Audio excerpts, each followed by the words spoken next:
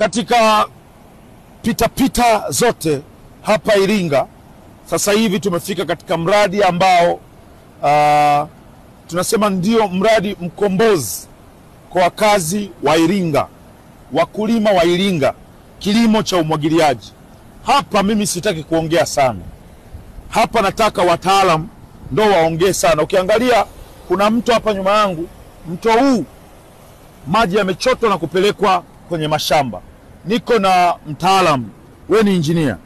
Jitambulishe and then utuambie mradi huu ulianza mwaka gani na umetumia kiasi gani cha pesa na unawafaidishaje wananchi wa Iringa kwa ujumla.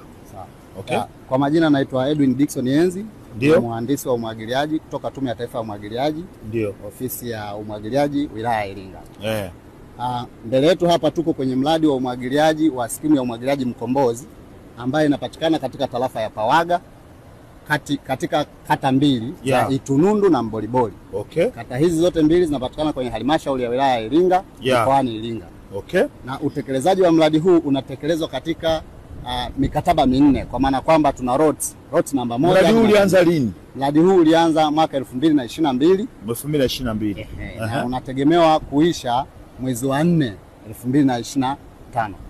Mwaka huu. Paka sasa hivi bado haujaisha, bado mkandarasi yuko site. Mkandarasi yuko site na utekelezaji uko 80%. 80%. Ndio. Na faida ya huu mradi ni nini? Kimsingi Mheshimiwa Rais Dr. Samia Suluhu Hassan katenga zaidi ya bilioni 56 kwa ajili ya kutekeleza mradi huu. Okay. Na tunategemea kuwa na manufaa yafuatayo. Ndio. Cha kwanza, mradi huu unaenda kuongeza eneo la umwagiliaji kutoka ekari 4,000 zinazomwagiliwa kwa sasa hadi kufikia ekari 15,000. Lakini pia tunategemea kupitia mradi huu utaenda kuzalisha ajira za moja kwa moja na zisizo za moja kwa moja hadi kufikia ajira 75,000.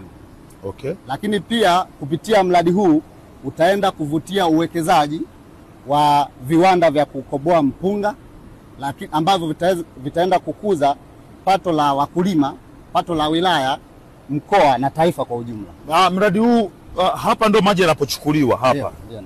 Na mashamba yanamwagiliwa ni mashamba ya mpunga peke yake. Kilimo zao kuu linalolimwa hapa ni mpunga. Okay. Maana yake hapa tulipo ndo sehemu ambapo tunachukua maji mtoni, tunasafirisha maji takriban kilomita 18 za mfereji. Huo ni mfereji mkuu unaotoa mtoni mpaka kufika mashamba yalipo. Okay. Unakaribia kilomita 18.